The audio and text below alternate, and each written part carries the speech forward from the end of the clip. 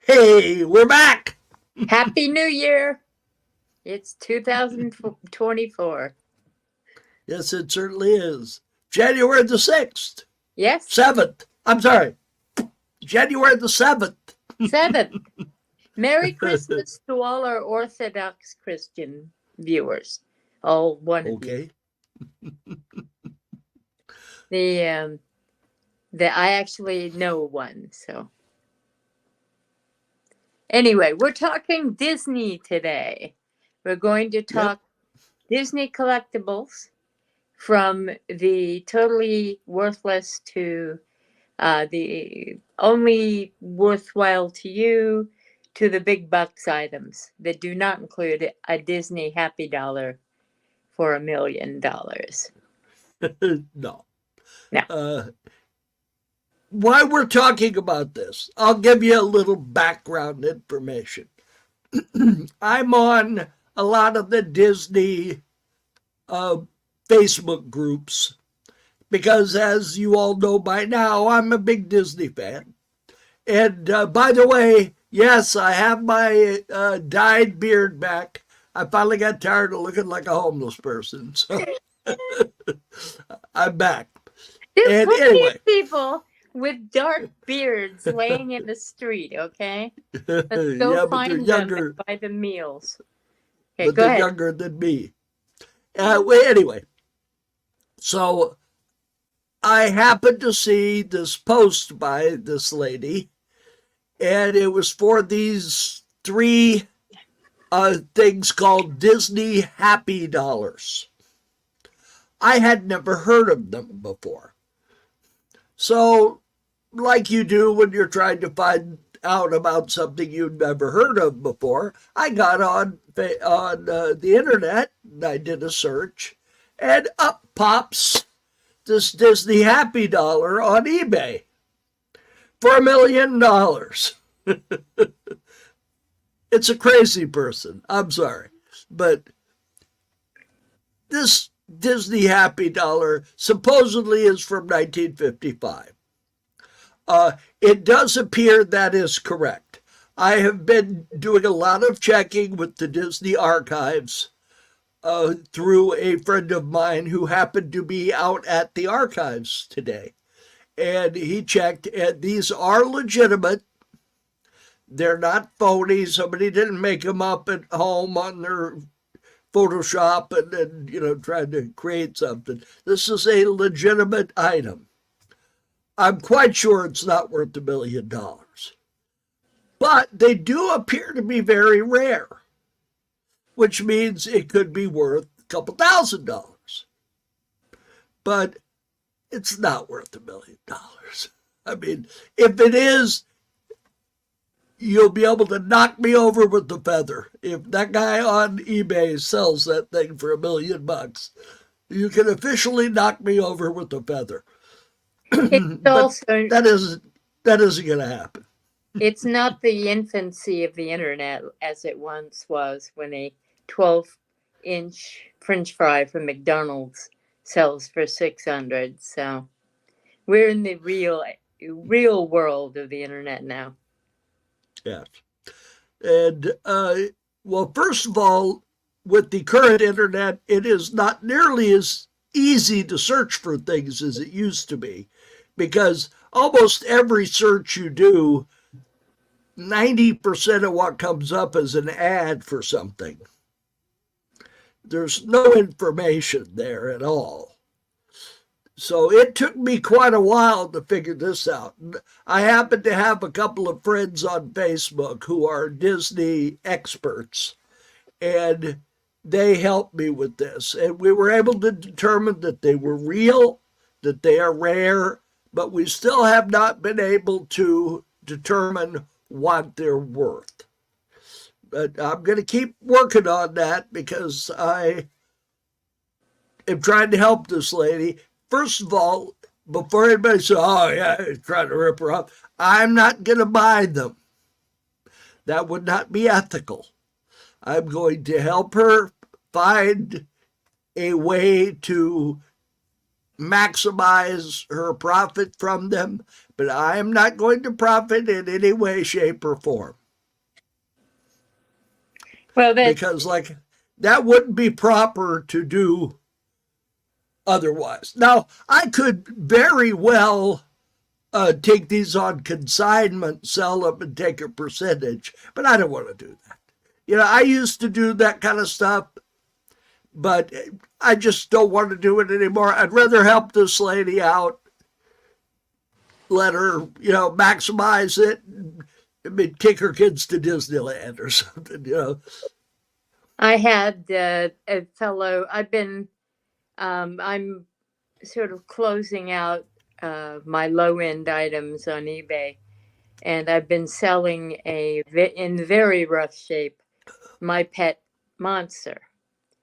And I finally sold it. I sold it for $150. But I had numerous people making nasty remarks like, oh, you're never going to get $50 for that thing. Well, I sold it for $150 because somebody came around who knew what it was, knew that it was an original year collectible and wanted it. So, there's always going to be idiots who do that to you. But the honest people in the world, like my brother and the people who do this for a living, or at least do it as part of their own collection, will send you in the right direction. And which means you have to be careful of any comments online.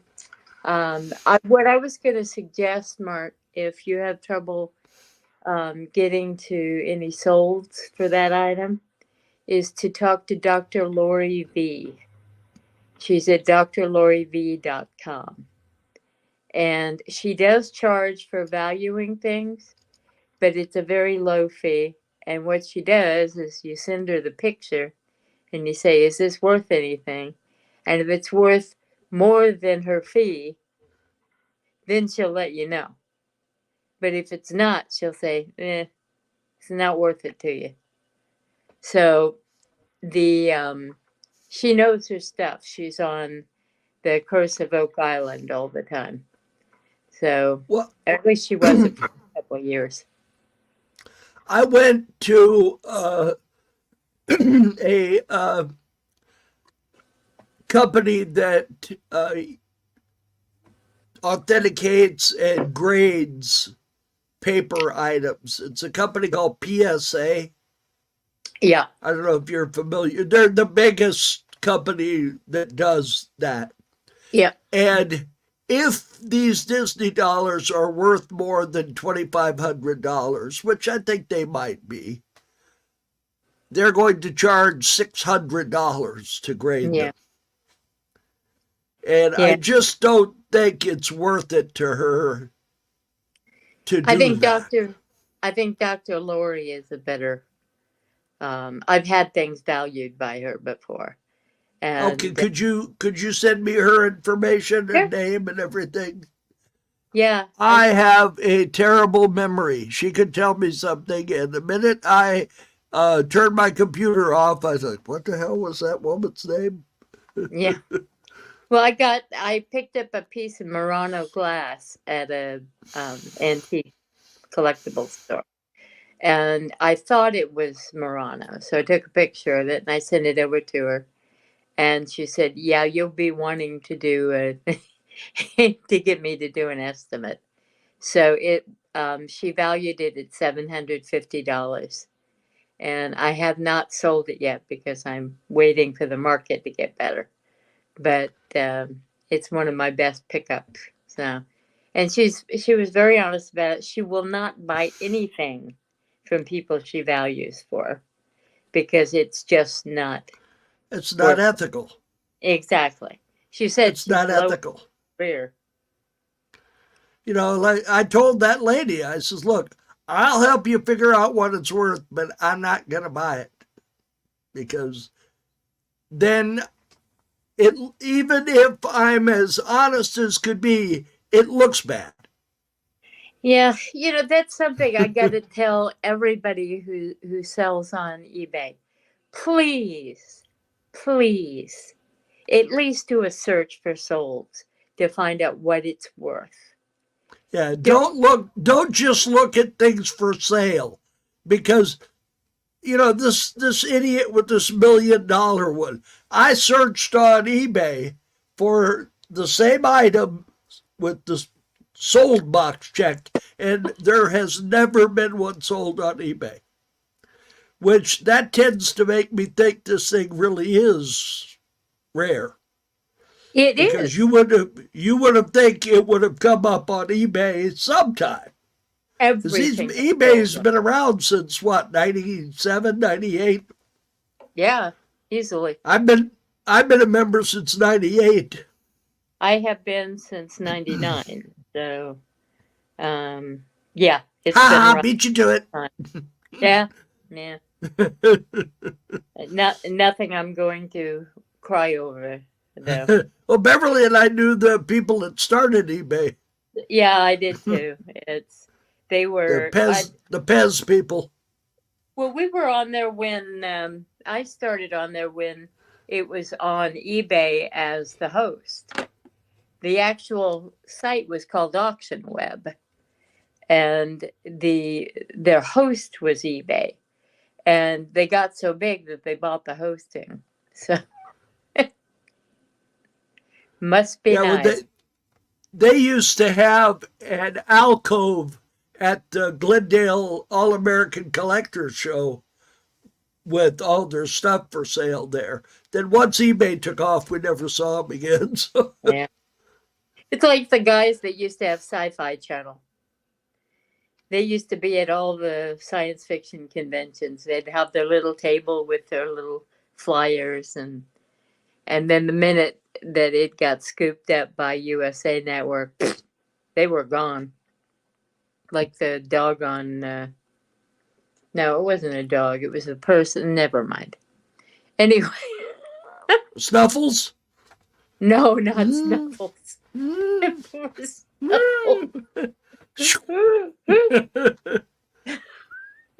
On Quick Draw McGraw. Yeah. I have a Quick Draw McGraw buddy. I forget what his name was. The one with the hat. Oh, Bubba Louie. Bubba Louie. Thank you. I have one of him. Bubba an original Louie. Bubba Louie. Okay. And Yeah, the only thing I ever saw of Quick Draw was the soap.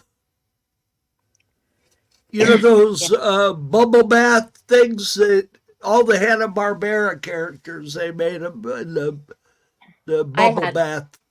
I loved Quick Draw McGraw. Don't ask me why. But I had one of those. And that was my era, whereas our little sister was the Peanuts things. Which, by the way, Peanuts is a big collecting category.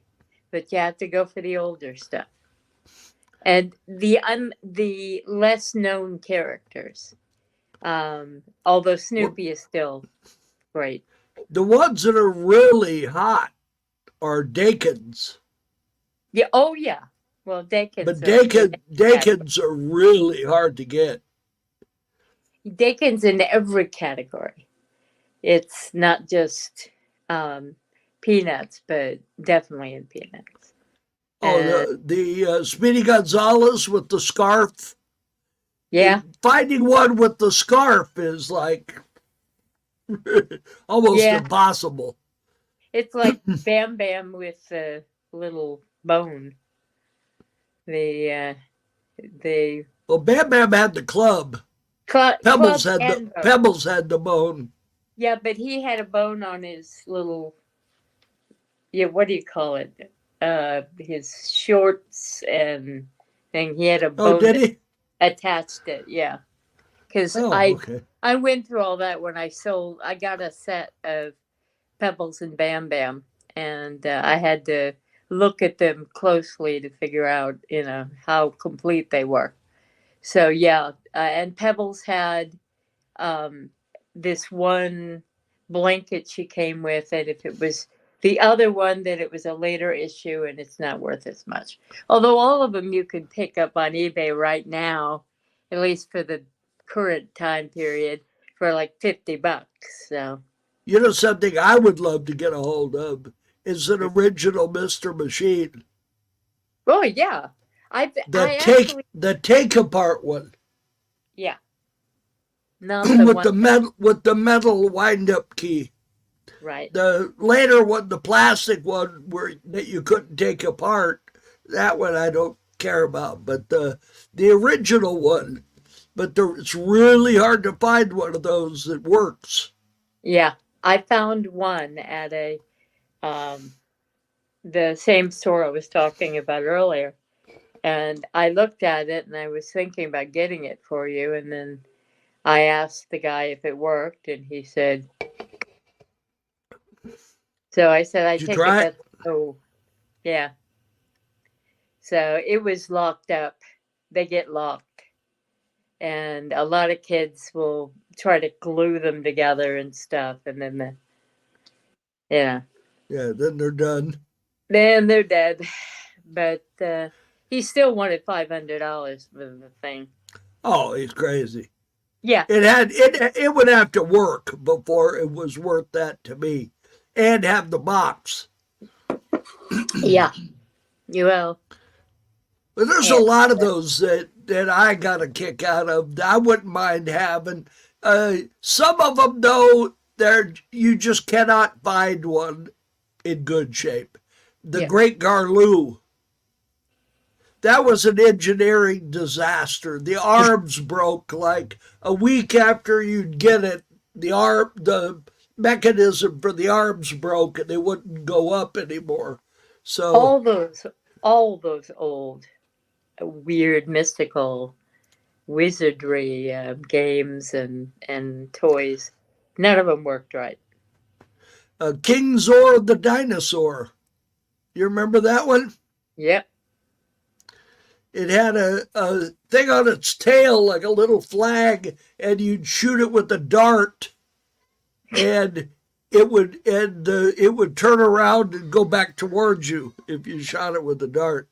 Yeah. If you have not seen this episode, I just finished rewatching all of X-Files. There is an episode in the 11th season, when they came back the first time. They're coming back again. But they did an episode based on the idea that people are dreaming up episodes of the Twilight Zone that never existed. And Mulder is constantly talking about this episode that he saw of the Twilight Zone. And but Scully gently suggests that maybe it was another show. And he says, no.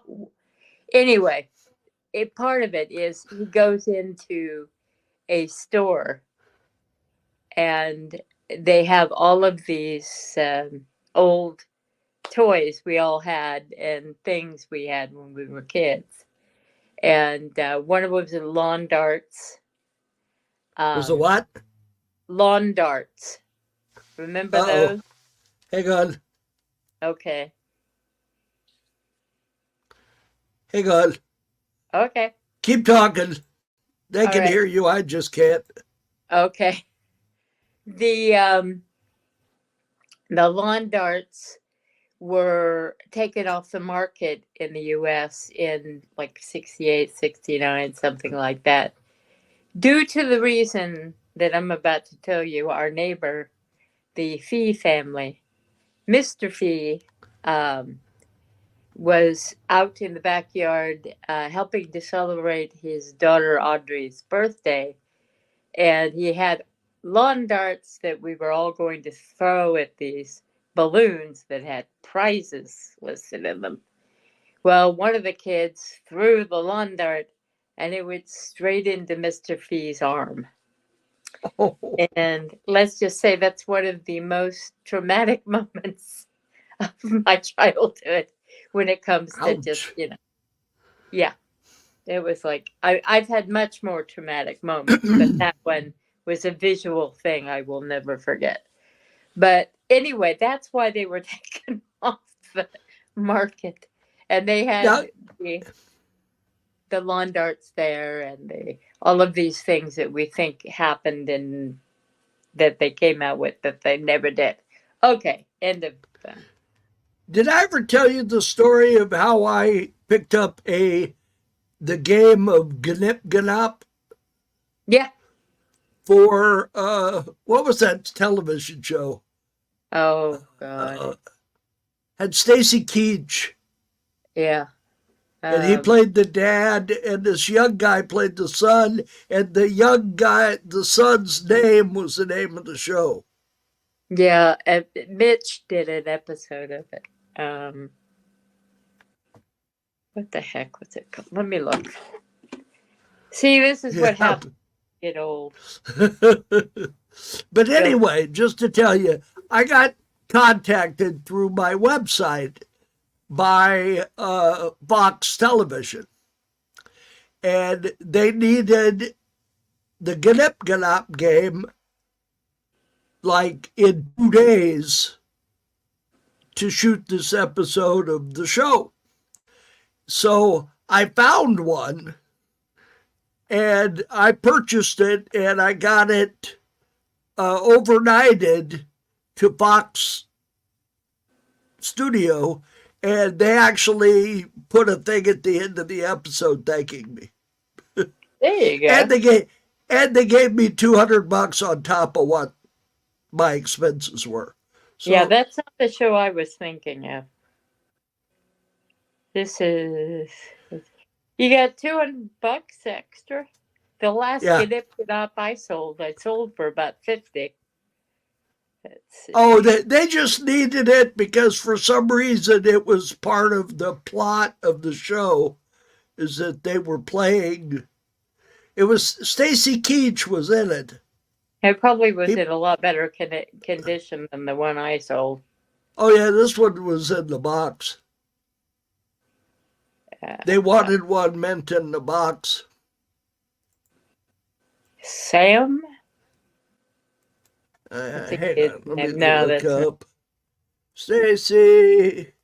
We're the only ones who care. So. IMDb.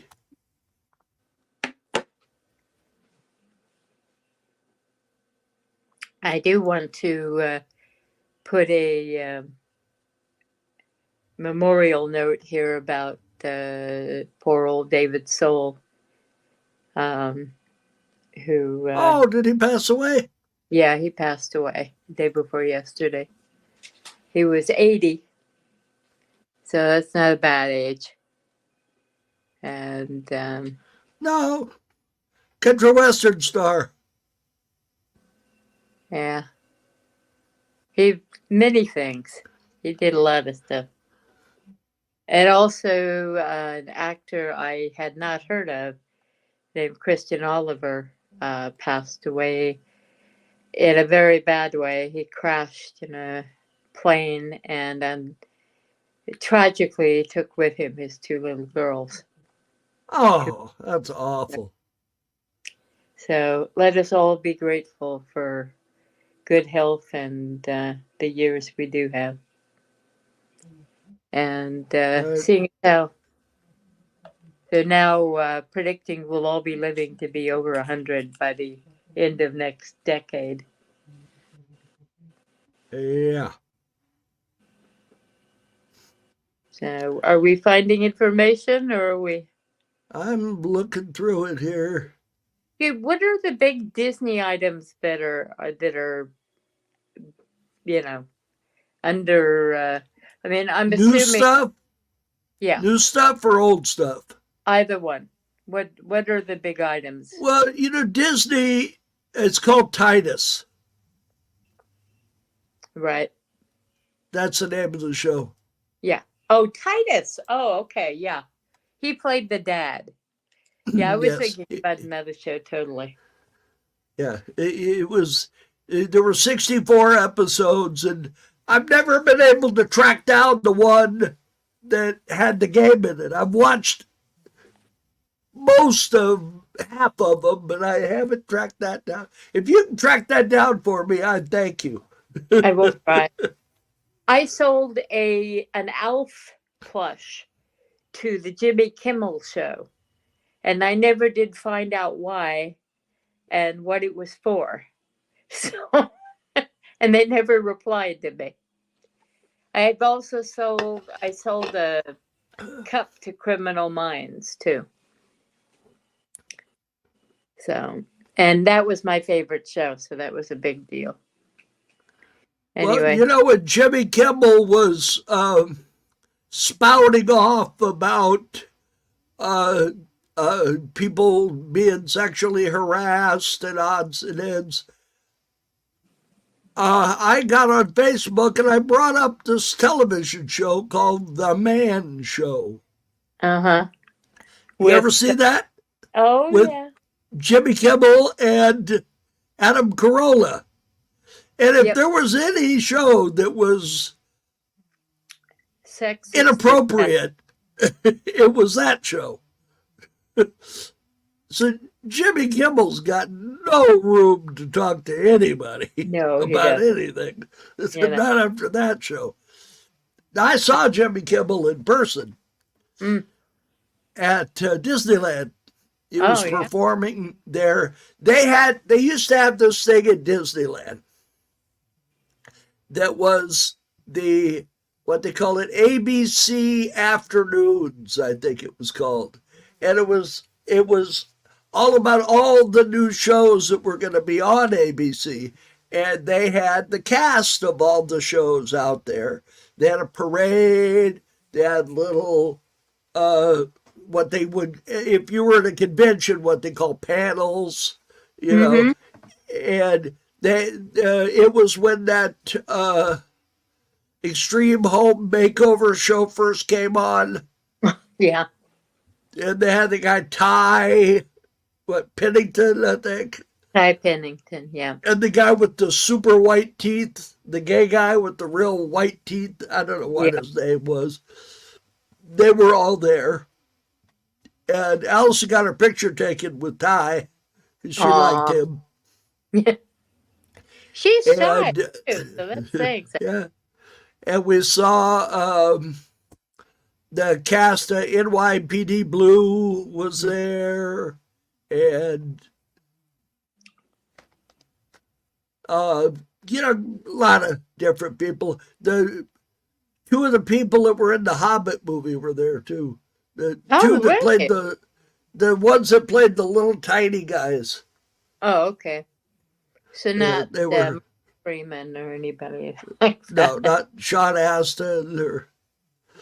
If anyone is interested, I have an autographed poster of the Hobbit that I am interested in unloading. I don't know anybody offhand, but I'll talking around. Whose autographs are on it? Martin Freeman, Sean Astin, the Peter Jackson. Peter Jackson. Yeah, oh yeah, they're not bad. They got whomever got it done walked them around where they were appearing and got them to sign them. So yeah. Allison has a poster of Killer Clowns from Outer Space. I know. Autographed by the star, the young man and autographed by both of the Chiodo brothers. Wow. I don't know if you're familiar with, they're the ones that made the Killer movie. Matters. And they also made Critters. Did I know I've told you this, but a friend of mine was working with the young actor who was in Killer Clowns, and I had told her that story, and she said she told him, and he said, "Not Allison." He remembered her? Yeah. Yes. Huh. He said Allison is my biggest fan. Oh yeah, she was overjoyed to get that autograph. She still got the poster. Yeah, there you go. he remembered her very clearly, even her name. Uh, Didn't remember her last name, but remembered that she was Allison. yeah, because And they were just, because she was looking at, they had all the masks there. Bob Burns, you familiar with Bob yeah. Burns? Oh, yeah. Well, Bob Burns had a lot of his collection there, and Bob Burns owns all those masks. So he had them on display right behind the table where the Chiodo brothers. They had a couple of the critters there, and they had the gun, the popcorn gun, and different stuff on display. That And is the weirdest movie. I think Bob Burns had the flying saucer from the day the Earth stood still. I think he had that on display there. Yeah. The original day the Earth stood still. Well, everybody only owns it until Brandon Fugel buys it. Yes. Well, I don't know. Bob Burns don't sell his shit. He had Bob Burns, who's still alive. He's the guy that wore the television set on his head with the gorilla costume. Yeah. And Kentucky And Fried TV or yeah, whatever. they used it as a symbol, but that was actually in a movie where they couldn't find the head of the gorilla, so they just found something, stuck They it on couldn't there. afford the head for the gorilla. So they No, I just think they lost it. I think they Oh. lost it. This is the story he told. All right. I couldn't afford it. And I was talking to him. He owns the time machine from the Robert Taylor spinning wheel time machine. He owns that. And he had it. It didn't used to have a motor in it. They just had a stagehand sitting behind it spinning the thing during the movie. Well, he had a motor put in it and had the controls all attached to the motor, so you could sit in it and make the thing spin. Well, and this is good. and so I was talking to him about that, and I said, God, I says, haven't you ever thought of selling that? That's got to be worth a lot of money. He says, I would be embarrassed to tell you the amount of money I have turned down for that.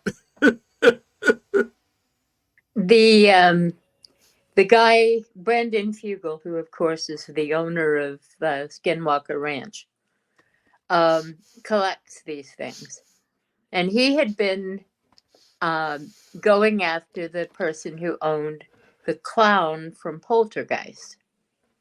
He wanted desperately to buy it because it had scared the crap out of him when he was a kid. So he was going around trying to buy this thing. So he finally found the person who owned it, and he walked up. He says, "So you like science fiction?" He says, "Well, yeah." He says, "You ever heard of Skinwalker Ranch?" He goes, "Oh, hell yeah." He says, "You want to visit it?" You traded a visit for the clown, huh? That's the story I heard anyway. But the it's funny because there's only been one ghost show that was allowed to go in and investigate this New Orleans Madame Loblane, this horrible human being that tortured slaves, and she was just a piece of garbage. And she, the owner of it, has never allowed any of the ghost shows to investigate it because it's really active, and he doesn't want to, have to deal with it.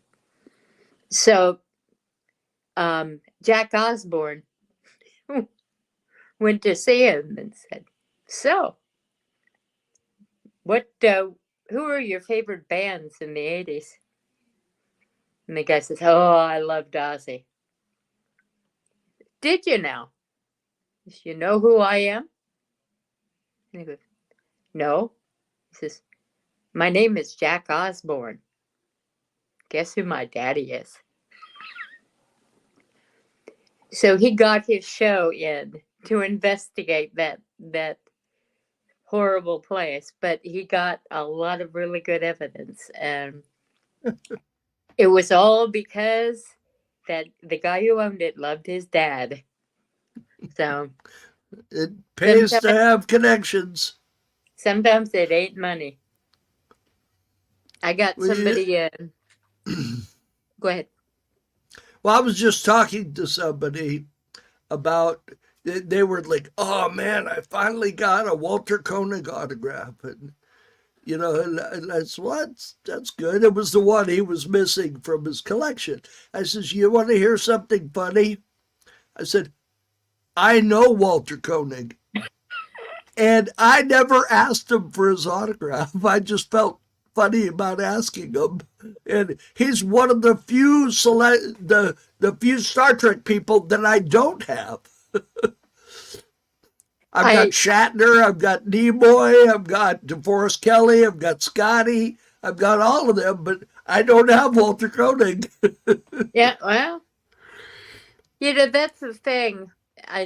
Somebody was had walked in. Oh yeah, I was at some kind of writers convention, and I had I was selling an old Tiger Beat magazine that had Dark Shadows on it, and this woman walks up and she said, "Yeah, I once met Jonathan Frid." You did? Yeah. I went to one of those conventions. I actually spoke with him at length. I said, did you? That's cool. That's nice. And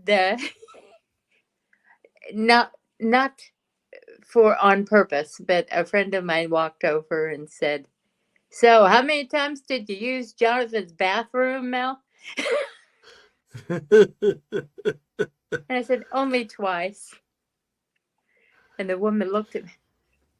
"Well, why didn't you say something and embarrass? And instead let me embarrass myself." And I said, "I wasn't making you embarrass yourself." I mean, that's fine that you met him. Yeah, good for you. there's lots of people who never met him. I mean, I just anybody. I happen to buy and sell antique toys for a long time, and Walter Koenig was the toy collector, and that's how I met him. He came around to our table at the Glendale Toy Show, and of course I recognized him. We got talking and stuff. I told him I was a Star Trek fan and everything, and then I met him probably 5 or 6 times at the Glendale show, and then met him again at this one called StarCon that we had. He recognized me from the Glendale show and came over and was talking to us. It was kind of funny because he was standing there talking to us, and they said over the loudspeaker, they says, and Walter Koenig is now signing autographs at the table in aisle so-and-so. And he says, he is? This is, I guess I better go. I must say that the reason I was at Jonathan Frid's apartment is I was once coolie labor for a couple of people who worked for the Dark Shadows Festival. And I eventually wrote a book called Dark Shadows Companion. And but that Catherine Lee Scott mentioned on the last episode that I played the New Year's Eve episode where I played the interview. She mentioned that book, by the way. Yeah, bless her heart. Oh. And she, I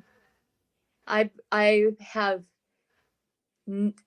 got, I knew Jonathan and Grayson Hall and Catherine Scott and Laura Parker enough so that they knew who I was and recognized me and talked to me, and but a lot of people knew them a lot better, and so it's the I'm just happy to have I got to know all of my heroes from childhood.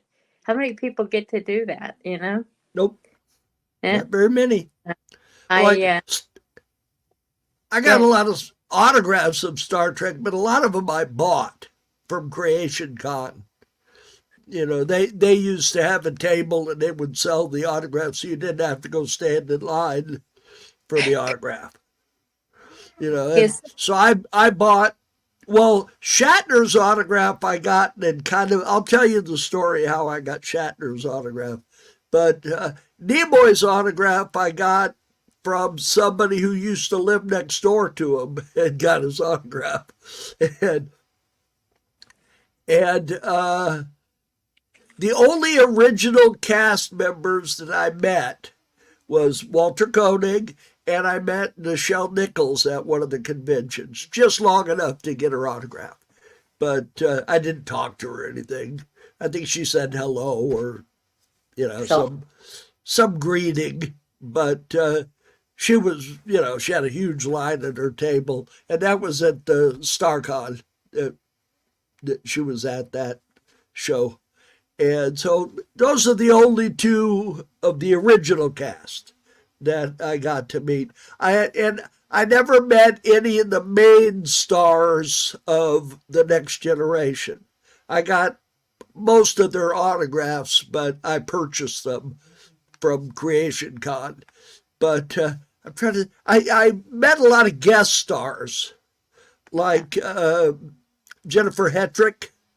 If you have any idea yeah, who I know. she is, she played Vosh on Next Gen, and she was in the Picard show. I think it was Picard. Hmm. It might have been the Strange New Worlds. She was on Yeah. one of them. She had a little bit part on one of them, and I met Jonathan Del Arco, who played Hugh. And he was Oh, yeah. actually sitting at a table with Jennifer Hetrick. So Ah, I got both so of that's their how. autographs at the same table. The Of course you met Catherine, and she was Yes. on an episode of Next I Gen. didn't I did not know about her connection to Dark Shadows when I met her at the convention. Ah, I just knew she was I've got her autograph here someplace. I have all my autographs in a box yeah. somewhere. See, the thing of it is she was a very young girl when she was on Dark Shadows, and in fact, she had just quit her job as a bunny at the Playboy Club. So she was a young girl, and now she's a sophisticated older woman. So it's Did she know difficult. Helen Gurley Brown? Probably, I know she knew Gloria Steinem.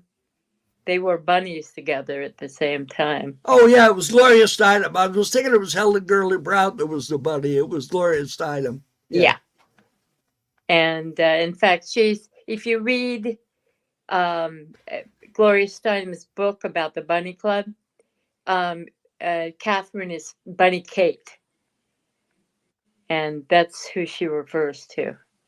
I'm trying to find out the episodes she did of Next Gen. Now, what Uh, did she think of Hefner? A lot of the bunnies liked him, said that he was pro women's rights yeah, and stuff. it. But Um, she's never committal about her opinion of people like that. She said, "I liked him," so that's probably the wisest way to be. And I've of got a course, piece of his. I've got a piece of his round bed. You know, oh, that was a big when thing back then. when I worked at McDonnell Douglas, Uh huh. uh, and when Playboy was starting to kind of Go. slide, Yeah. they brought in the black DC-9 with the bunny on the tail, and he Ah. and he sold it to someone, and so they had to gut the interior to put the interior the other person wanted. And one of the things they took out was that round bed. So one of the people that was doing that was enterprising, and he took the mattress cover and he cut it up into little 1 by 1 pieces You know and sold them. the germs on that thing? I don't know if I've still got it or not. If I do, it's in a box somewhere. But Good. uh, Burn it. I think I paid $20 for it or something. That's like me and my piece of James Dean's jeans. I bought this thing thinking, of course I was a kid, so they weren't You really. think, oh, oh Pretty well. sure they were fake. But such is life. I do have words that John Adams wrote. They're like that small from a document somebody cut up while the TV movie was on and sold. So I picked those up for $35 for 3 of them. So I have his words that he wrote. Isn't that interesting? Anyway. Yes, it is. Okay. So what, other than the obvious stuff, I mean, like a 200-year-old Mickey Mouse or whatever, is going to, what trades well? I mean, I know Stitch has lost his steam. The Stitch, the Santa Claus Stitch is real hot right now. Okay. I guess they made some plush of that. Those are popular. Those popcorn buckets, those things, just people treat those things like they're Beanie Babies. I know.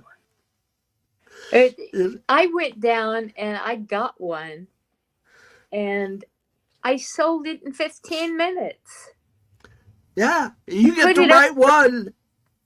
You get the right one, and you can do well with it. But they are like Beanie Babies in that the time is going to come when nobody's going to want them anymore.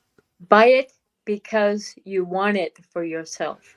Don't invest in Disney buckets. Let me tell you a quick. They're there. Let me tell you a quick Disney story, and my sister's heard this one 100 times. Yeah. I happened to be at Disneyland one day.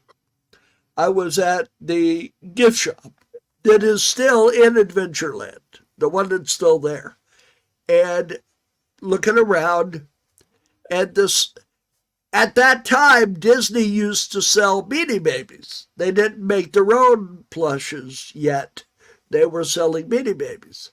So this lady came out of the back storeroom with 2 giant bags of Beanie Babies. One of them was the baby harp seal, and one of them was Figaro the cat. Well, I happened to know, being a toy dealer, that the baby harp seals were selling for $400, and that the Figaro the cat was going for $50. And at that time, Disney sold these Beanie Babies. They sold them for $3.95. So I stopped the girl before she got out of the storeroom, and I asked her, I said, "Is there a limit on the number I can buy?" And so she called the manager over, and she says, "Is there a limit on the number he can buy?" And she says, "No." I said, "I will take them all." And she says, "There's 100 in each bag." And I says, "Yeah, I'll take all of them." And there were people yelling and screaming at me. I'll bet. So, I mean, I practically needed a guard to follow me out of the park with these things. So I carried them one at a time because they were too big and heavy to carry both of them. So I carried one at a time out to my car, put them in the car, and just went home. There was a toy show the following week. I could have put them out on my table, put $400 on it, and I probably would have sold 20 or 30 of them. But what I did is I put them out on the table for $100. And before the show opened, I sold all 100 of them at $100 a piece. I sold every single one. And I sold the Figaros for $25 a piece, half price. And I sold every single one of the Figaros. The Figaros are still worth money. Yeah. And at the end of the show, one of the dealers came over. He says, I sold 6 of those for $400 a piece. And I says, well, that's great. I said, but you know what? You're going home with, and he had bought like 20 of them. I says, you're going home with 14 Beanie Babies and X amount of money. I says, I'm going home with $10,000 and not a damn Beanie Baby in sight. Well, it's also all in timing, and you hold on to those for, I give the example of the Peanuts iPod covers that I went to my local Goodwill, and they had them there, and I did a search on eBay, and they were going for $50 to $70. So they were dumping them for $5. And I'm standing there thinking, are they dumping them everywhere? Probably. So being that I'm cheap, I picked up 10 of them, which was enough, $50. I put up 2 the next day. They both sold, and I made all my money back plus a profit. But within a week, they were cut down to the bone. They were going for $3. Buy 5 for 15, because that's the way it happens. When they start dumping those things, it just drives the market into the ground. With these Beanie Babies, it wasn't a month before the bottom fell out of the Beanie Baby market. It's all in timing. You can buy those baby harp seals right now on eBay for $20, $15. That somebody somewhere at one time probably paid $400 for that thing. And you go watch those documentaries about the Beanie Baby people. See the guys. There's a movie. Have you seen the movie? Yes. All these guys. What's it called? Oh, what is it? I can't think. It's hysterical though, and it's all about people that lost their ass on Beanie Babies. It's a cautionary tale. What company was it where the people were taken off of work to go buy the McDonald's Beanie Babies and they all lost their jobs? Yeah. They all got fired. I mean, good God. This is a perfect case in point, okay? These are old Coca-Cola diner glasses, okay? These used to go for $10 each on eBay. So I went in and I saw this big load of them, and I put them up on eBay, and as had happened before, they had been dumped on the market, and pretty soon they were going for $1 each, and I'm still using them. So they make very nice glasses for the house. Well, sometimes companies can kill themselves. That happened with this company called Playmate Toys. Playmate Toys used to have the contract for Star Trek. Yep. And they were very smart. About every 6 months, they would come out with 8 new figures based on one of the episodes of the show. And they would always short one figure. And they do that on purpose. This is a very well-known thing that they do because they tell the store, if you carry our product, we will short one of the figures so the people keep coming back to your store looking for that figure, and when they come there, they'll buy other things. So the stores like that, so they give them more shelf space, because that's king at a store is shelf space. So Star Trek used to have quite a bit of shelf space, Playmates, because of that. But then Playmates got greedy. Yeah. Now when the action figures were $6, $7 a piece, you could afford to buy 8 of them in the course of a few months so that you had them all. And that's what collectors want. Collectors want to be able to say, I have all of them. But then Playmates started kicking out 30 of them at a time. And they raised the price and they're like $14. So they're more than double the price. And there's 3 times more of them than there were. So most of the collectors said, you know what, I can't afford to spend that kind of money on Star Trek. So they just quit collecting. So the market just went, and that used to be one of the main things I used to sell at the conventions was Star Trek stuff. And my last probably 400 Star Trek action figures went to the Salvation Army thrift store. Yep. Well, I'll tell you, I couldn't sell them for $1.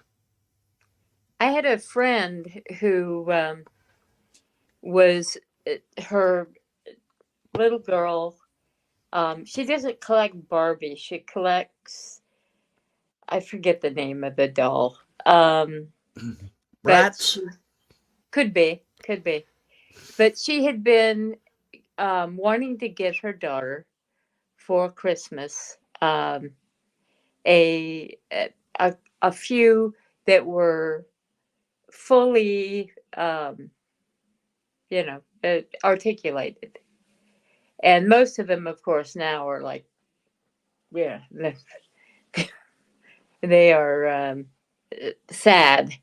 But over on the frugal list, we were talking about the fact that Five Below, which is a kind of high-end dollar store, has... I went there the other day. Yeah. They have these dolls that are articulated. And all you have to do is pop off the head of one and stick it on the articulated doll.